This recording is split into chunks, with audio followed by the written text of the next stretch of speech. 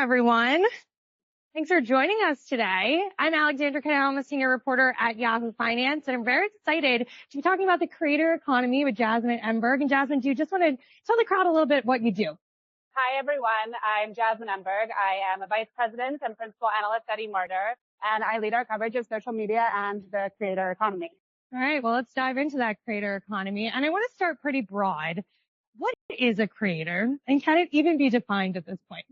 It's such a great question. There is no standard definition of a creator. At eMarketer, we define a creator as a person or an entity who develops digital content for digital platforms with the purpose of building, maintaining, and monetizing that content and the audience. It's used often interchangeably with the word influencer, but influencer, of course, has a bit of a negative connotation these days. I don't think that's necessarily fair, and I've been advocating for justice for the word influencer. And there certainly is some overlap between the two, but an influencer, at least in the way that we define it at eMarketer, is anybody who has the ability to sway the purchasing decision or loyalty of a broader population. So if you think about creators that are working with brands to promote or endorse products, they're also, in that sense, influencers. So how has the importance of this creator role changed over the years, especially from a brand perspective? So I've been calling 2024 the year of legitimacy for the creator economy and for influencer marketing. It is long overdue, but I feel like we're finally in this moment where every CMO, every marketer really understands that they need to be working with creators. And there's a lot of reasons for this. A lot of those reasons are external. So if you think back to some of the big events that have happened over the past 6 months or so, Cannes Lions, for example, having a dedicated creator track. You have the Creator Economy Conference in Washington, D.C. You have YouTube beating out Netflix in terms of watch time. And all of these things have served to really make marketers realize that this is a space that we need to be working in. I will say, though, that not every CMO, not every brand is rushing towards creators and influencers with open arms. There's still quite a bit of hesitancy. I hear some reluctancy and a true lack of understanding in terms of how they build an effective creator and influencer strategy. But even this mindset shift of, we have to be working as creators and influencers is a huge step in the right direction. So what's at the root of some of the reluctancies, as you put it, for these brands to partner with these types of workers, these creators? It depends on the brand, but historically speaking, one of the big hesitations for brands has been quote unquote brand safety, or the risk of something going wrong, or a creator saying something that will ultimately have a negative impact on the brand. That's still true, especially for brands that are in highly regulated industries. If you think about healthcare, financial services, but I think for the most part, marketers now do understand that creators, for the most part, also do not want to make a mistake. This is the way that they earn a living. And if you do your research and vet these creators beforehand, the likelihood of that happening is much lower than we might imagine. I think the hesitation today primarily comes from the difficulties or the seeming difficulties in measuring the impact of creator activations and influencer marketing overall when you compare it to other forms of digital marketing. The CMO needs a easy, strong story to tell to the CFO to be able to continue to invest in a certain marketing tactic. And it's not always that easy to prove the ROI of the influencer campaign. Why? Why can it, especially in this day of age, we talk a lot about artificial intelligence, technological advances.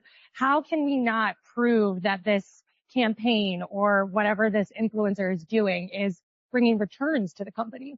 Well, there's a lot of different reasons why, and it all depends on what you're using or what you're working with creators for, what objectives you're trying to attain, right? But because a lot of the content that is created by creators is sponsored content, it may not have the same kind of metrics as a digital ad that you can then go straight to the CFO and say, hey, look, this is the direct return on investment that we got from this. Also, the path to purchase isn't linear, right? And so we know that influencers and creators play a crucial role in getting a customer to eventually convert, but it doesn't necessarily happen immediately. And so, I'm sure there are times that you've seen a creator post about a brand or a product, and later you've been, say at Sephora or something, and seen that product and then purchased it. I know I have. How do you track that? It's very, very difficult to measure. And we are in this performance marketing era, where, marketers really are expected to show that return on investment easily.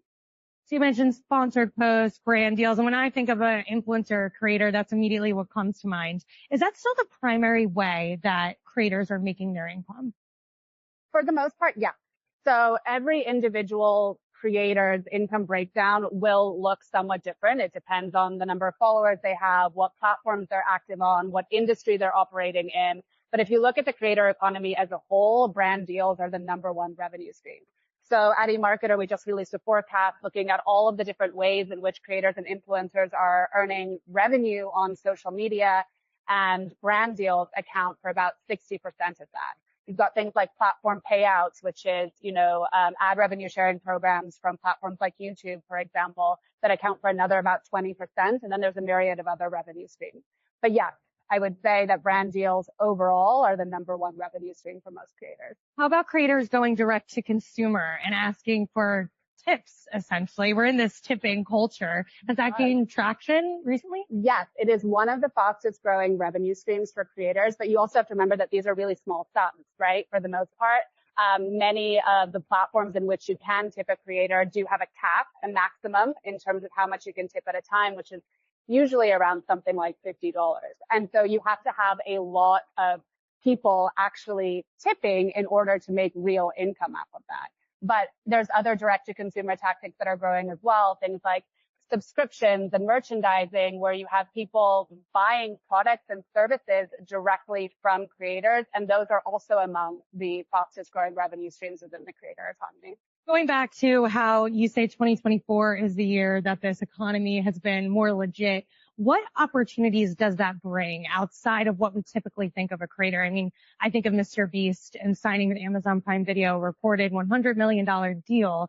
Are there more opportunities like that? Yeah, absolutely. I mean, I think as the creator economy becomes more legitimate and legitimized, and marketers, people start to understand the power of creators, the more opportunities there will be. I think the Mr. Beast deal is a fantastic example of that. But we're also seeing other creators launch their own businesses, their own brands, their own products. I was just at VidCon a couple of months ago, and there was a group of 7-figure creators on stage talking about how they think of themselves now as CEOs and not creators, because they have, or also creators, but primarily CEOs, because they have these businesses and, are making real money off of them. I think when it comes to how brands perceive that, they need to really be taking these creators seriously, right? Because we have a limited amount of money to spend as a consumer. And if I say I'm buying Mr. Beast Feastables chocolate, I may not be buying another chocolate brand. And so one of the things I always say to brands is, if you're not partnering with creators today, they could become your competitors tomorrow. And what about the trickle effect that we could see with actual industries? I mean, Mr. Beast could be changing how we think about Hollywood. Even the political arena, as we've gotten closer to the election, I've seen more and more political influencers. Yahoo Finance, we're partnering with several financial influencers to launch new podcasts. So we're now in an era where it's not just affecting the brands, but also actual industries, right? Absolutely. And the evolution of political marketing towards creators has been incredibly fascinating for me to watch. And it's something that I've been following really closely. You really do have political campaigns now reaching out directly to creators, because they've understood the power that they have in driving a message, and having that resonate with communities that they need to reach in a way that traditional media cannot. Creators are also incredibly diverse, right? And so they have this ability to reach more diverse subsets of those communities, again, that may not be paying attention to traditional national news.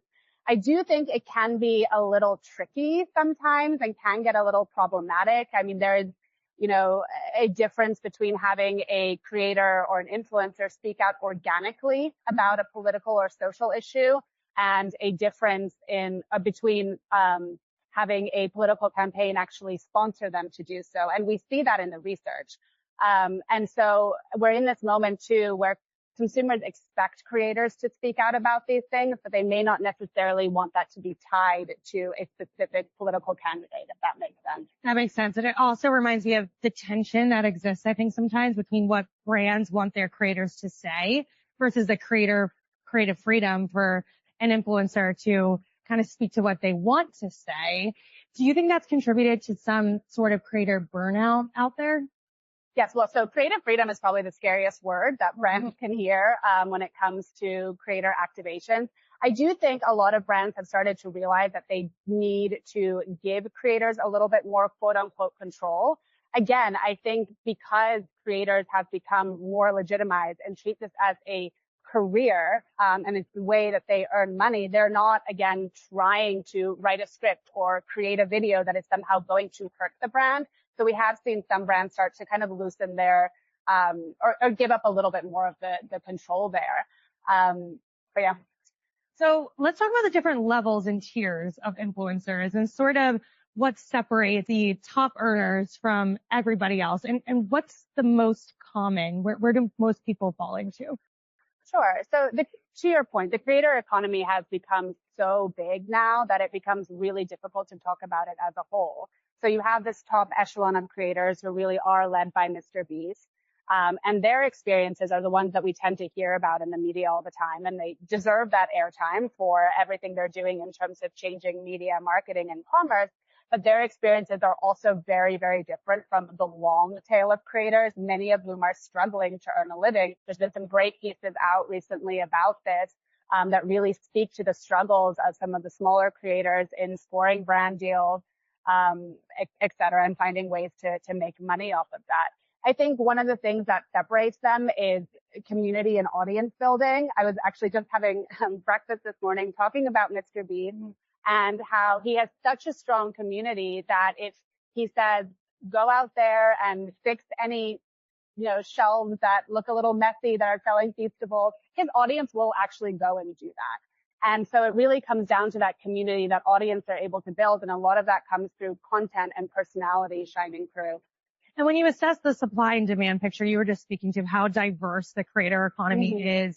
And compared to 10 years ago, there's probably so many more creators.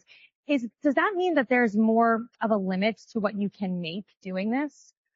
It's a great question. And yes and no. So we are now expecting influencer marketing spending in the US to get close to $10 billion. I think it's about $8.5 billion this year and $10 billion by 2025 or 2026, excuse me. So there is a lot of money flowing into influencer marketing. But we're seeing marketers really start to play at the two extremes. So they're partnering with these very big name stars who charge very high prices and generally do omni-channel campaigns, which are more expensive and require more resources. Or they're partnering with the smaller nano micro influencers, and they're partnering with many of them, right? So while they may charge lower prices, it ends up being more expensive because you have to work with many different micro and nano influencers to achieve the results that you're looking for. And like you said, there's a lot more creators out there than ever before, and it leaves this wide middle class of creators, and those are the ones who are really struggling to score brand deals at this point. They have built enough of an audience where they're not going to settle for, say, an affiliate marketing deal, but they don't have that community or that reach that some of the marketers are looking for when they're partnering with bigger creators. And there's just so much competition among that subset. I do think it's a mistake, though, if brands are not working with the middle set of creators, because it is a way for them to make their products and brands seem more relatable than, say, one of the top creators, many of whom are now akin to Hollywood celebrities, and less transactional than some of the smaller affiliate creators, for example. How would you define that middle market creator and then those nano micro influencers? So generally they're defined by their number of followers. Again, there's no standard definition, but anywhere usually between 100,000 followers plus is considered a mega or macro influencer. And micro nano influencers, depending on which source you ask, can be anywhere from 5,000 to 10,000, maybe even up to 20,000. Interesting. Now, as the Yahoo Finance girly in me, I have to ask, the economy we're in a solid spot, but there is concerns that unemployment will tick up, that the U.S. will enter a recession. To me, marketing budgets are the first to go, right? If we enter a downturn. Is that a concern at all? And are you seeing that trickle through into what these maybe more smaller influencers are being offered?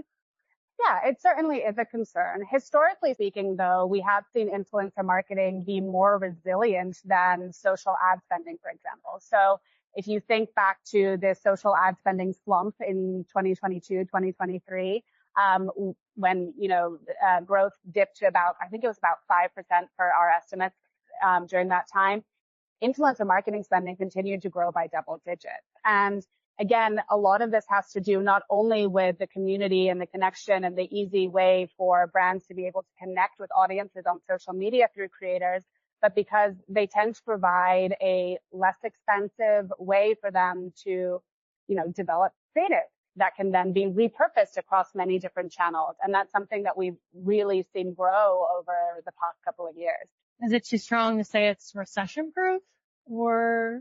I wouldn't use the word recession proof. I don't know if anything is really recession proof, but it certainly has been recession resilient. Okay, I like that. And when we talk about some of these financial pressures, are most creators, are they doing it as a side hustle, a second job, or is it their primary income? And do brands care either way? I think for most creators, they want it to be their primary job. As they're starting out, for many of them, it is a side hustle, a side gig. And for, a lot of affiliate creators, for example, it's a way of earning extra income. We do see quite a few creators now who have made it into a sustainable long-term career. And I think that that's the end goal for most of them. The question of whether brands care or not, I think, again, it depends on the brand and it depends what they're looking for out of the relationship with a creator. If they're, looking to work with, a wide variety of affiliate creators to sell products, it may not matter as much. But if you want somebody to be a brand ambassador, who's recognizable as the face of your brand, you may want somebody who certainly not only takes this seriously, but is professional, and have made this their career path. And I know every brand is unique. You were just talking about the follower count. Is that the primary thing that brands are looking for? Just the more followers, the better? It shouldn't be. So I would hope not. Those, vanity metrics like follower count have long been the way that brands have measured, or, identified creators. I think there is still some of that, but we have shifted. So we have seen brands and marketers become much more sophisticated in their strategies. I think influencer identification overall is still a very difficult challenge for a lot of brands. But the one thing that I always recommend is to start with the audience, not with the creator. Look at where your audience as a brand is spending their time. Who are they engaging with? What are they interested in? And then find creators who can speak to that, because that will make it a much more organic, natural partnership. So is there a magic number of sorts, or no? Is it sort of totally dependent on what you said, looking at your audience and looking at the engagement? The question I get all the time, that one, and is there a magic formula for virality? And the answer to both of those, for me at least, is no. I think, again, it depends on your campaign objectives. If you're looking for wide reach brand awareness, then yes, you're probably going to want to partner with a big name star who has millions of followers. But a lot of times it's those nano micro influencers who speak to niche communities who have a stronger ability to be able to drive sales, for example, also maybe more willing to accept an affiliate marketing deal. So again, there is no magic number. It really should start with your audience and your campaign goals. Is there a way to filter out the bots of it all so you know that numbers aren't inflated? Is that a big issue? It is a big issue. I think one of the things that AI is going to help with a lot with influencer marketing is exactly that. Both vetting to make sure that follower counts are accurate, and vetting to make sure that the influencer is right for a specific brand. You mentioned AI, so I'm going to jump there because there was an interesting article. Mark Zuckerberg, he gave an interview with The Verge where he said creators and publishers, quote, overestimate the value of their work for training AI, and that he would walk away if certain content creators demanded payments. What do you make of those comments? He would say that. Not all creator work is created equal. but it would be remiss to say that creators and influencers have not played an enormous role in the growth of time spent on social media, the number of social media users, as well as in social ad spending. So next year, we are expecting social video ad spending, excluding YouTube, to actually surpass linear TV ad spending. And a lot of that has to do with the halo effect of creators and influencers being on these platforms, developing content that people are engaging with. And without them, the platforms wouldn't have as much content, as much interesting content, as they do today. I think the platforms need creators just as much, if not more, than the creators need platforms now. And in the creative community, AI can sometimes be a very scary word, and we talk a lot about the downside risks, but are there upsides to this as well, and things that creators can use to their advantage? Absolutely. I mean, I think many of the applications of AI that we think about in business apply to creators as well, whether it's things like time saving, for example.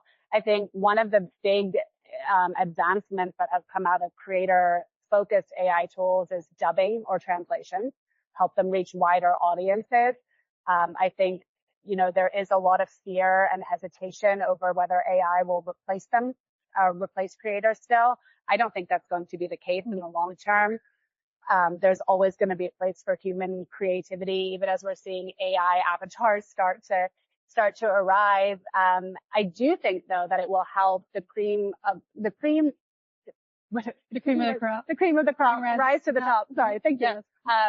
And there will be a premium on some of this more engaging, better content. And when we talk about more engaging, better content, is there platform preferences? Would you rather your creators be famous on TikTok as opposed to Instagram? How does YouTube play into it, especially with longer form content? Where are brands really looking at that? Well, Instagram tends to be where most brands start in terms of their influencer marketing campaigns. It makes sense. I mean, Instagram is a huge platform for creators, influencers, also has a massive audience that tends to be very much in line with the type of audience that is attuned to creator and influencer content, meaning millennials, Gen Z.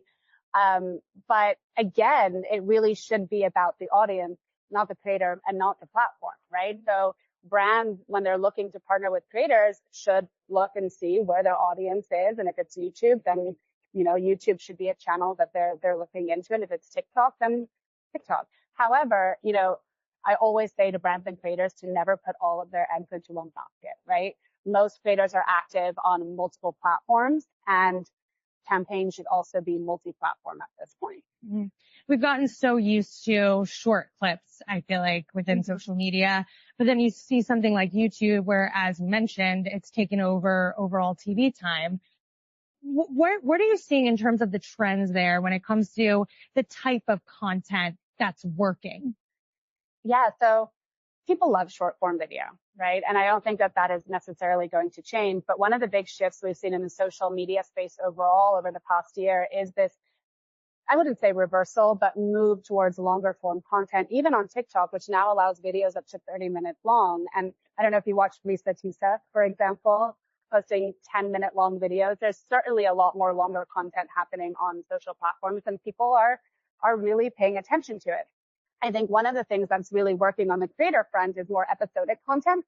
Risa Tisa is a great example. I think it was like 45 10-minute long videos about her, terrible ex-husband, that, people really consumed heavily and then talked about, across social media. So I think it's a combination. I think it all boils down to the content at the end of the day, and the content should determine not only, the length of the videos, but also which platform you're posting. The storytelling aspect. Storytelling, yeah. Very important. And creators are master storytellers. That's one of the reasons that they've risen to become so important to brands. You mentioned TikTok. Mm-hmm. Obviously, a big risk is a potential TikTok ban. One, do you expect this to happen? And two, if it does happen, who would be most affected here? I don't think I'm going to predict whether or not TikTok will be banned. What was the second part of the question? Sorry. Who will be most affected if we do see a ban? In terms of creators? Yeah. So it's going to look a little different depending on who the creator is. Bigger creators who are active on multiple platforms, who have multiple revenue streams, are going to be just fine. Smaller creators who are TikTok only or TikTok first are going to struggle. There is no question about that. I do think, now is the time for creators to diversify their platforms and their revenue streams if they haven't done so already, because this is a very extreme case, but there are always external factors that can impact how they make a living when they're working on social platforms, whether it's algorithmic changes or the potential of regulation or a ban, like we're seeing in the case of TikTok. So to your question of who's going to be the most impacted, it really, it's going to be the smaller creators, while bigger creators will be. And how are brands looking at the potential risk of that as well? Are they partnering less with those? No. They're still going all in on TikTok. I have not seen a marked shift in how brands approach TikTok, either for advertising or for influencer marketing. I mean, for many of them, it's still a very wait and see moment. None of us know what is going to happen come January. And as long as there are people to reach on TikTok, over 100 million monthly users, according to our estimates, there's no reason for brands to leave. And creators won't leave as long as there's money to be. And what about the other social media companies? What could happen there? And if we do see a ban, do you think we will have a new company that becomes the new TikTok? Or do you think the market share will just shift to an Instagram, Snapchat, Facebook, et cetera? So Meta is the most obvious beneficiary of a TikTok ban because of Instagram Reels in particular. And we've seen it make a lot of moves to court TikTok creators. It made changes to its algorithm recently to make it easier for smaller creators, many of whom are, may have larger audiences on TikTok or don't actually post on Instagram at all, to be discovered on the platform. YouTube is another platform that certainly will benefit, and it's also been courting TikTok creators through Shorts. We also saw Shorts just expand to 3-minute long videos. I do think there is certainly potential for a new platform to arise. It's not easy to break through as a new social app. And you think about all the ones that have tried over the past couple of years, whether that's on Lemonade, Be Real. They had their moment in the sun and then fizzled. And it's been TikTok over the past, 5-6 years that has really been able to break through and has had real staying power. So yes, I mean, there's potential for a new one to arrive, but much of that engagement and advertising spending will be directed toward existing players like Meta and YouTube. Remember Vine? Bring back Vine. I was obsessed with Vine. I do remember Vine. I'm glad. We're aging us though. I know. And I'm glad that now they totally got rid of all those. They deleted the platform because my Vines were not that good. Just saying. Well, it's the early TikTok. Yes, that's true. It was. I know. It was too early for its time. Yeah. And we're talking about all these different platforms. It feels overwhelming if I'm a creator, if I want to go pursue this, how I market myself correctly or where I even start. So what would be your advice there? As a creator? Yeah. To find a niche. I do think there is still a place for broader lifestyle creators, but it's much easier in this moment where you have the platform saturated with creator content, with creators, with brands, with sponsored content to break through if you have found a niche. And it needs to be a niche that is authentic and, although I hate saying that word, authentic and relatable to who you are as a person. And that has, we have seen that shift again over, past year or so with the rise of more niche creators and that really being the way to go to market today. And as a creator, how do you advocate for yourself when you're partnering with these brands to make sure that you're sort of putting yourself in a position to succeed and that it's a win-win for both sides? Well, it can be incredibly difficult. I mean, most creators are creatives, not business people at heart. I think there's a big learning curve for them when it comes to getting to the negotiating table and making sure they're advocating for themselves. I think as brands have become more sophisticated, more data-driven, creators need to do the same. And really come armed to these conversations with historical data, with examples of their work, really to be able to prove their worth and their value to brands. Mm-hmm. And we talked a little briefly about creator burnout. What can you do as a brand to make sure that your creators are kind of pumping out consistently strong content, that they're not teetering out, that they're bringing their own voice to these things? Because sometimes I feel like across the board, they all start to sound the same. And I feel like that can't break through the messaging that what you need it to be. Yeah, it's a great question. I think one of the things that will help creators and help brands is developing long-term relationships that are more sustainable and more accountable. If a creator knows that they are going to be doing multiple activations with one brand, it will certainly help with this idea of creator burnout, right? Because part of that comes from not knowing where your next paycheck is going to come from. On the brand side of things, it's also helpful to have a creator who has formed a sort of loyalty to the brand, wants to see it succeed, feels accountable to the work that they're doing, and that will really help improve those activations. It also helps for more communication, more discussion. I think that's where a lot of these campaigns fall flat, is you have a brand coming in and basically trying to force product marketing into a creator video. Of course, brands have a message that they want to get across, and creators need to understand that too. But in order to make sure that it comes across in a way that resonates with the community, with the audience, there needs to be a conversation between the brand and the creator who are working on it, and make sure they're on the same page up front. There are so many times I've heard stories about, for example, a creator putting together a video for a brand, sending it to them thinking that it's in line with the brief, and having the brand come back and say, no, that's not what we wanted. Then they have to go back to the drawing table. And that too can contribute to creator burnout. And it's frustrating for both parties. So for me, it all comes down to consistent, clear communication and doing that upfront. When we talk about the different subsets of influencers, the micro, the nano influencers, are there different niches that are doing very well right now? So a couple of niches or industries that I've been following really closely, and you mentioned one of them, financial influencers. That has been a big trend. Again, over the past couple of months, we have seen a lot more financial services brands start to lean into creators and influencers. Another niche is healthcare. There's a lot of risks, of course, involved with both financial services and healthcare, and there's a lot more of work that needs to be done up front to ensure that, you know, all of this is in line with rules and regulations within the industry. And a third is B2B, which I find absolutely fascinating, and I think it's going to become an even bigger trend next year. A lot of that is centered around LinkedIn, which makes sense because it's a professional social networking platform. But because of all of the sort of improvements that LinkedIn has made in their own creator program, the way that they have encouraged people to write more thought leadership on the platform, you really have seen this rise in the B2B influencer.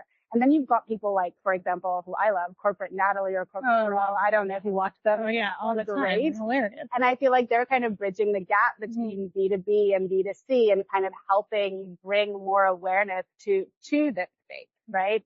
And so that is an area where I think we're going to see a lot more movement. And it makes sense. I mean, B2B marketing can be incredibly stale. And we're in this moment where the B2B buyer is getting younger. Sometimes it's the same person who's scrolling through TikTok looking for lipstick, who's then at least part of the decision-making process for a B2B brand. So those companies need to learn to speak their language, and who better to work with than a creator. Yeah. So B2B, you said LinkedIn. So is that people posting videos, kind of explaining their product and how they could outsource? Because it's interesting you bring that up, because someone I went to high school with is now a founder, and she posts constantly on LinkedIn videos, explainers, stories. And I've talked to her before, and she said that's because of the business that I get from that. So can you dig into that a little bit more? Because I think that is incredibly interesting and new, especially in this new world that we're living in. It's so technologically driven. Yeah. I mean, that is a great example of a B2B influencer, but there are certainly many other types of B2B influencers as well. It could be an industry expert, right? Who writes about things that are happening within the news that apply to a specific industry, for example. It can also be an employee at a company, who is writing about it. I think one of the challenges though with B2B influencer goes back to this idea that many of them are tied to a specific company. So they may not be able to work or will not be able to work, for example, with a competitor, and identifying those independent thought leaders who can speak authentically and with credibility, which is incredibly important in B2B, to your brand is going to still remain a big challenge. I also, while I'm very bullish on B2B influencer marketing, one of the things I always say is there's also a lot of hacks out there. Do you spend a lot of time on LinkedIn? I do. To me, it's the new Facebook. I don't know. I don't think they would like that, but I know, sorry. I don't disagree. I also spend a lot of time on LinkedIn. We've seen a huge uptick in engagement actually on LinkedIn. You get personal updates of folks. They post their wedding on LinkedIn. I'm like, oh, so-and-so got married.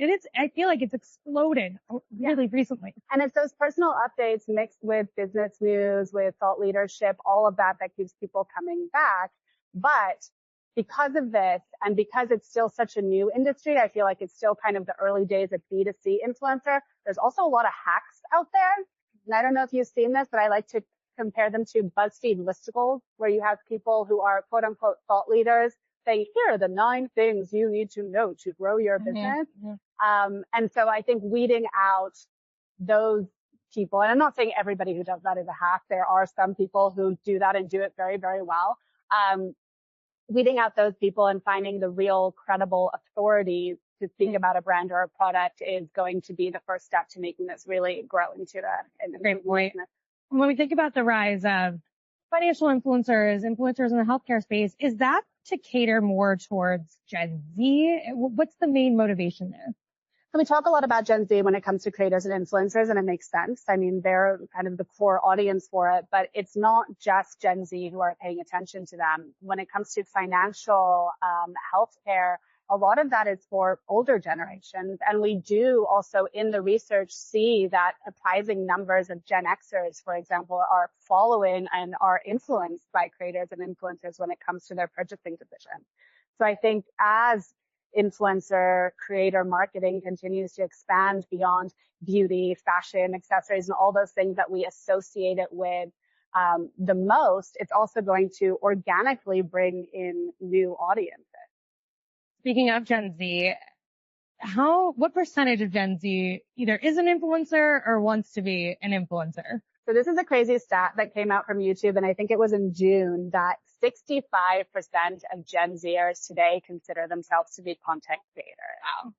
Which is a bar low there? Mind-blowing.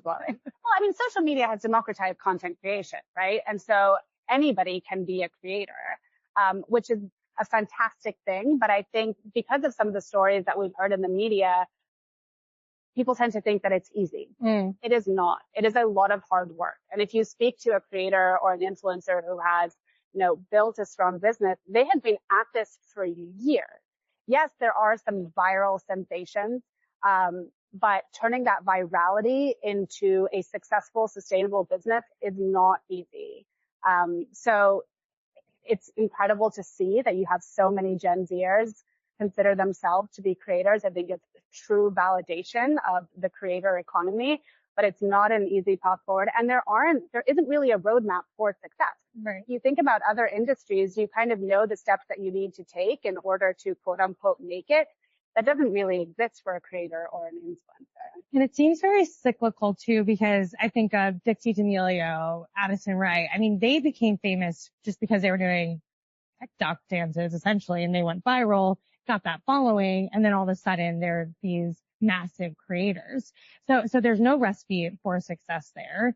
And when it comes to millennials and older generations, are they more hesitant to dip their toe into the creator world? Why are we seeing Gen Z resonate more with this? Well, Gen Z is the first real digital generation, right? They kind of grew up on social media, so I think it comes much more naturally to them.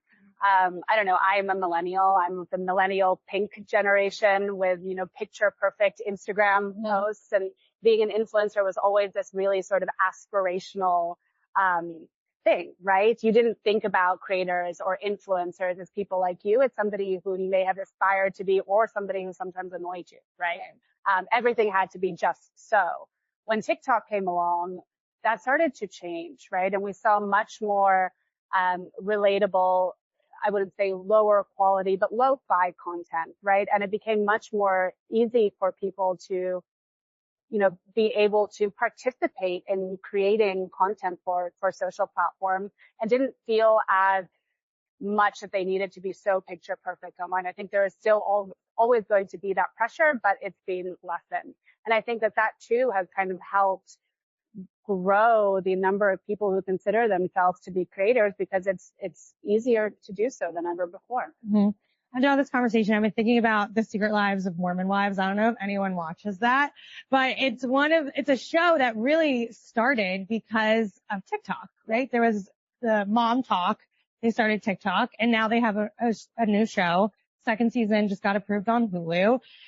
I mean, what does this say about what we as a society, what we're gravitating towards, and how that's being reflected in pop culture? Yeah, I mean, I would say creators and influencers are a huge part of culture. They set and make trends.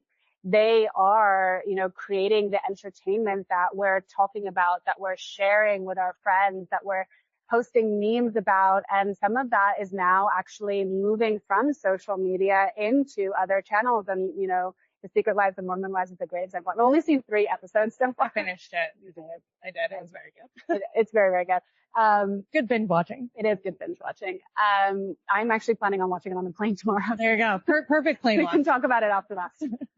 But yeah, we're seeing that in so many different instances. And, if you think about sort of tentpole events too, like the Olympics or the Super Bowl, you're also seeing creators and influencers move into those to a degree that we hadn't really seen in the past, whether that's a Super Bowl ad or NBC sending creators to cover the Olympics in Paris earlier this year. Yeah, that was a huge trend that I saw. And if we zoom out a bit, you talked about how 2024, this is the turning point. When we talk about the pandemic, how did that really accelerate and change the growth trajectory of this industry? That's a great question. Marketers were starting to work with creators and influencers before the pandemic, but all of a sudden, marketing budgets were cut, production studios were shut down. Many of them realized that they needed to pivot. And so they pivoted towards creators and influencers who don't need more than a smartphone to produce content, can do that very quickly and easily. And then, you have the rise of TikTok at the same time, where we had this more lo-fi content really starting to resonate with consumers. And that stuck after the pandemic and has just continued to grow since then. And what we're seeing now, and I think we talked a little bit about this, is that it's not just sponsored content that brands are asking from creators.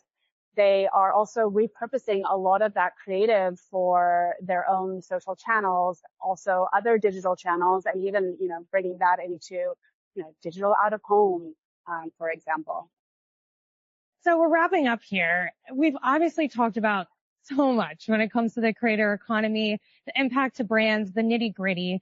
What's the biggest takeaway that you want us all to sort of walk away from, or maybe ponder more of when we leave this room?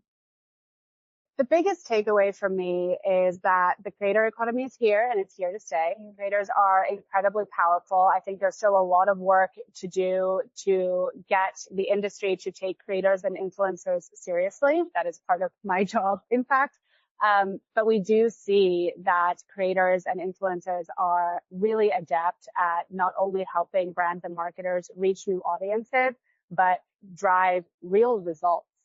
Whether that's sales or conversions. And so I guess, to wrap that up, it's, creators are incredibly powerful. There you go. Heard it here. Jasmine Ember from eMarketer. Thank you so much for your time today. I appreciate it. Thank you so much. And thank you all. Thank you guys.